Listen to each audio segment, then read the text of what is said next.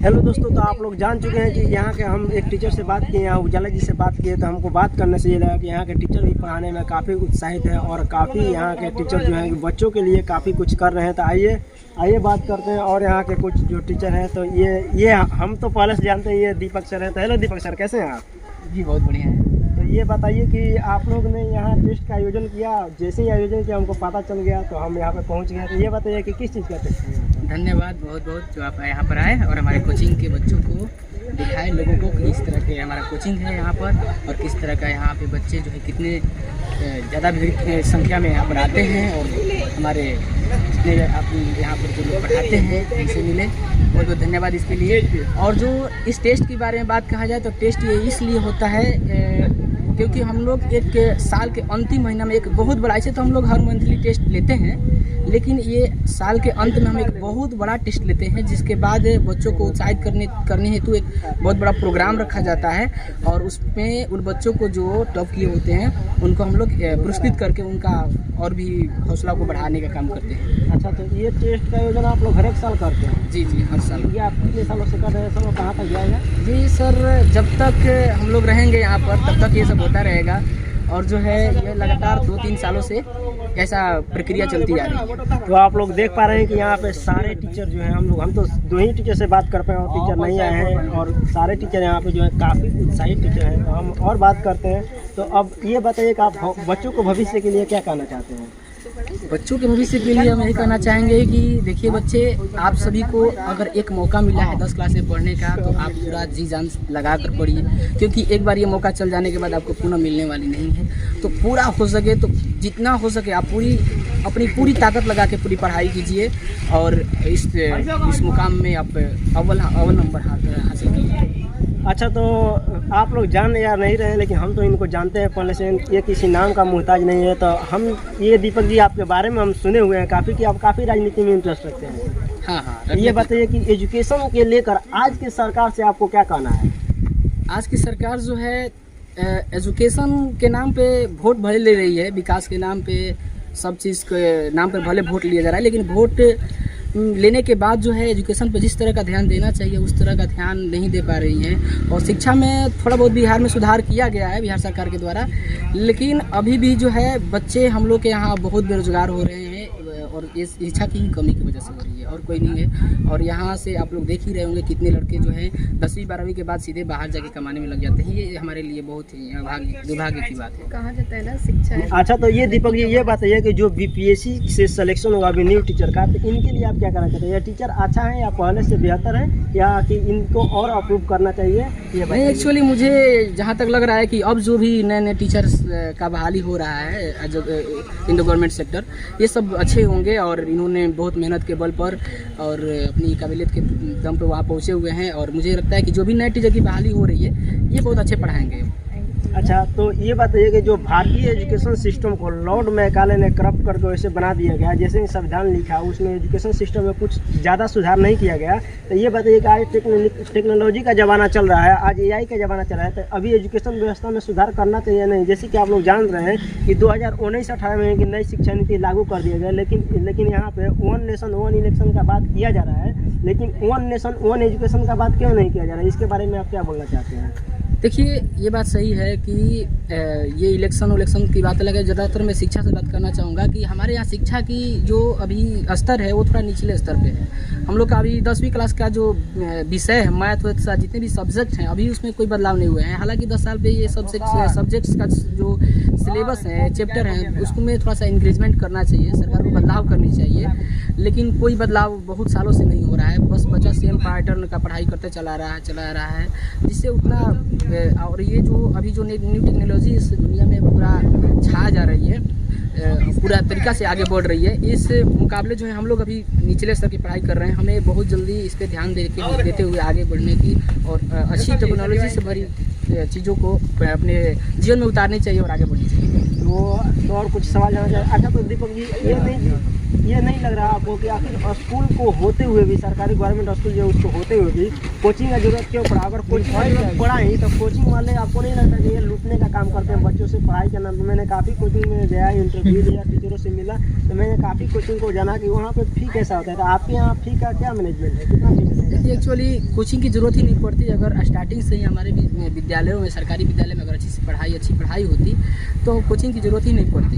हमारे यहाँ जो एक्चुअली में जो टीचर स्कूल में पढ़ाते हैं वही अपने बच्चे को खुद ट्यूशन के लिए भेजते हैं। तो ट्यूशन का एक नया माहौल बन गया है और ट्यूशन पे ज़्यादा लोग बच्चे आश्रित इसलिए भी हो गए क्योंकि सरकारी स्कूलों में थोड़ा सा शिक्षा स्तर में बहुत ज़्यादा कमी आई। और जो है हमारे यहाँ जो फ़ी रहता है बहुत ही कम रहता है। हम लोग बहुत ही कम पेमेंट में जो है पूरा सिलेबस का पढ़ाई जो है बच्चों को देते हैं और पूरा तरीका से, और अलग अलग विषयों के टीचरों के द्वारा जो है हमारे यहाँ सही विषयों की पढ़ाई और संपूर्ण तैयारी कराई जाती है। अच्छा, तो आप लोग यहाँ देख रहे हैं कि हमने दीपक सर से बात किया। अभी बातों का सिलसिला मेरा जारी है, अभी तो शुरुआत है, अभी पूरा अभियान जारी है। तो हम और बातें कुछ करेंगे और जानेंगे। तो ये बताइए कि ये जो आपका कोचिंग है, कोचिंग में लगभग कितने बच्चे हैं? हमारे कोचिंग से लगभग 200 से 250 बच्चे जुड़े हुए हैं और जो है प्रत्येक क्लास में अलग अलग संख्या से बच्चे हैं। और हमारा कोचिंग जो है सुबह से लेकर 6:30 बजे से लेकर अभी शाम के 4:30 बजे तक रेगुलर चलते रहता है कंटिन्यूली। अच्छा, तो हम थोड़ा आपको हम जानते हैं पहले से कि आप जो क्वालिटी में ज़्यादा ध्यान रखते हैं। तो ये बताइए कि कुछ लोग कहते हैं जो कि राजनीति में पहले से हैं, जो कि सदन में पहले से हैं, तो वो लोग कहते हैं कि युवा को राजनीति में नहीं आना चाहिए। इसके संबंध में आप क्या कहना चाहते हैं? ये सबसे बड़ी गलती बात है और ये जो है हमारे युवा लोग के लिए और हमारे देश के लिए सबसे बड़ी दुर्भाग्य की बात है जो लोग ऐसा कहते हैं कि युवा को राजनीति में नहीं आना चाहिए। जबकि हमें 10वीं क्लास में, जबकि हम लोग राजनीति करने के योग्य भी नहीं होते हैं, और हमें यह बताया जाता है 10वीं क्लास में कि युवा को यानी छात्र को राजनीति में क्यों आनी चाहिए। अगर पढ़ा लिखा व्यक्ति राजनीति में आएगा तो अच्छी बात करेगा, अच्छी चीज़ें लाएगा, अच्छे विकास के बारे में सोचेगा। ऐसा कुछ नहीं है और मैं ऐसा नहीं मानता हूं। और मैं सभी युवाओं साथियों से भी बोलूँगा कि आप लोग सभी लोग दिलचस्पी दिखाइए, नहीं तो ये अनपढ़ लोग आप लोगों को पढ़ा लिखा कर अपने द्वार पर खड़ा करा देंगे। तो दोस्तों, आप ये जान रहे हैं कि ये आज का युवा बोल रहे हैं, ये आज का दीपक जी बोल रहे हैं। आपका ये युवाओं का क्या करना है कि युवाओं को बेवकूफ़ बना दिया जाता है, बेवकूफ़ बनाकर इन लोगों को मजदूर बना दिया जाता है, लूट लिया जाता है और इन लोगों को करप्शन का शिकार बना दिया जाता है। तो ये काफ़ी एक्टिव युवा लग रहे हैं हमें। तो ये बताइए दीपक जी कि ये यदि आपको सदन में जाने का मौका मिले तो क्या आप जाना चाहेंगे? जी, क्यों नहीं जाएंगे। जहाँ भी मौका मिलेगा वहाँ जाएंगे। समाज में अगर मेरा योगदान की कहीं की ज़रूरत पड़ेगी तो मैं जाना चाहूँगा।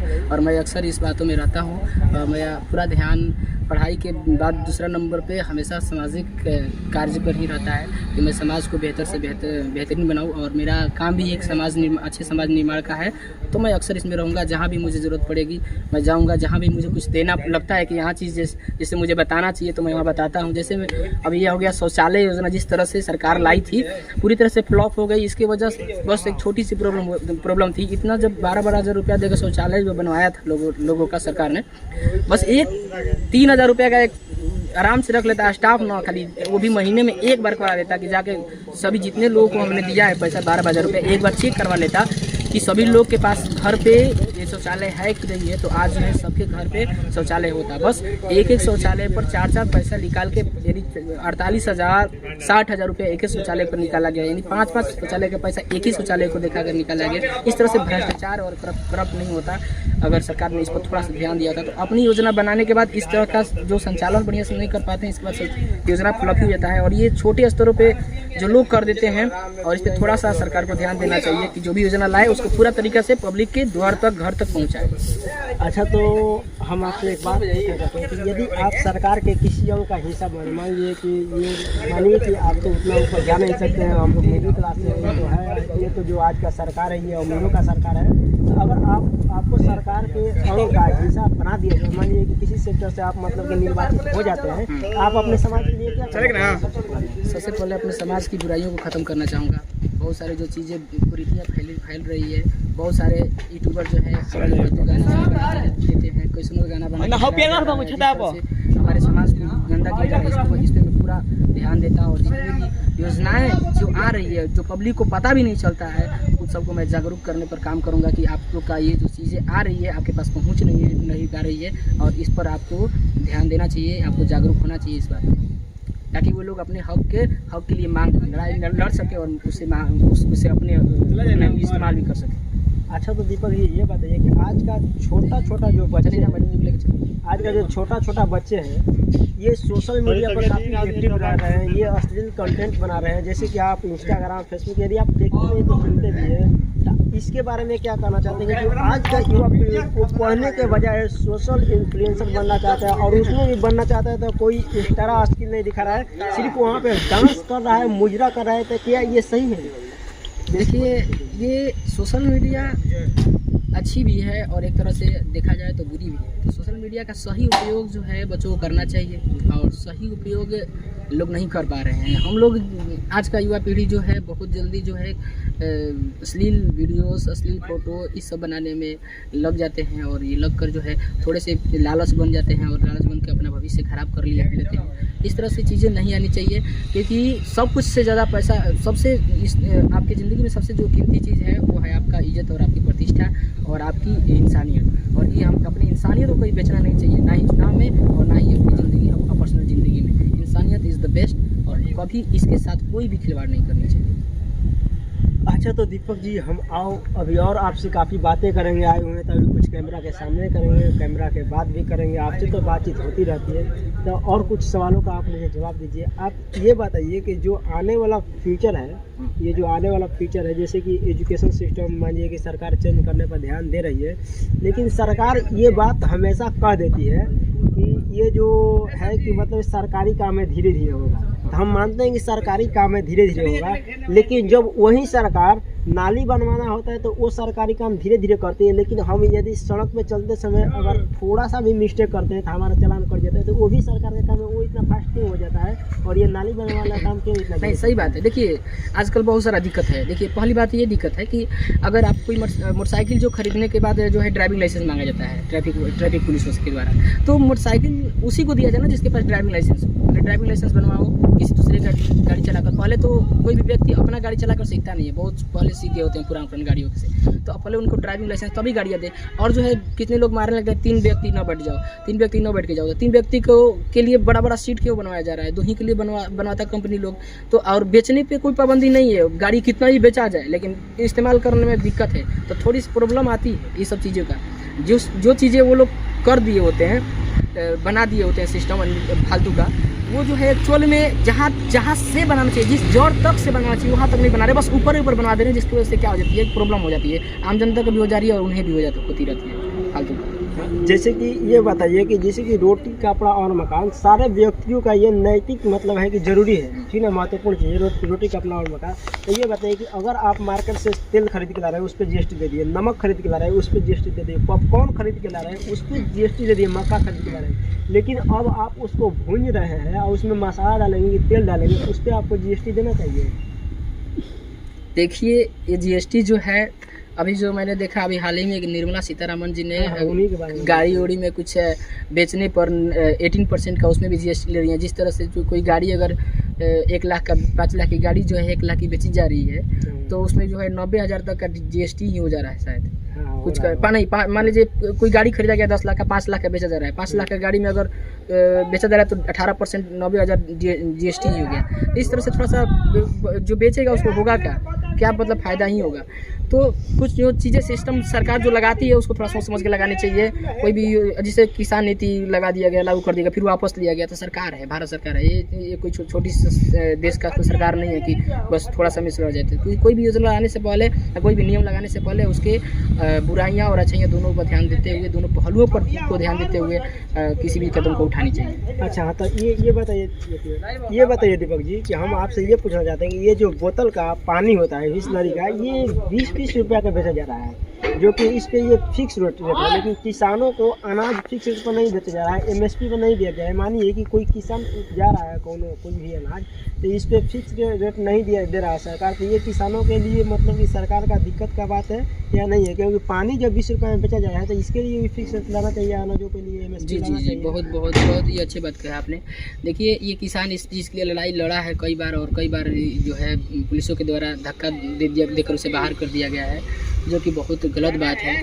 और जो है किसान जो है इतना कष्ट से और इतनी परिश्रम से रात भर जग कर खेत की पटन और सिंचाई उचाई करने के बाद, खाद उद सब देने के बाद किस तरह से जब अपना फसल तैयार करता है, तो उसके ऊपर उसका पूरा अधिकार बनता है कि वो अपना रेट जो है खुद फिक्स करे, और अच्छी क्वालिटी का क्यों ही धान ना हो, बस उसी रेट पे ले लिया जाता है।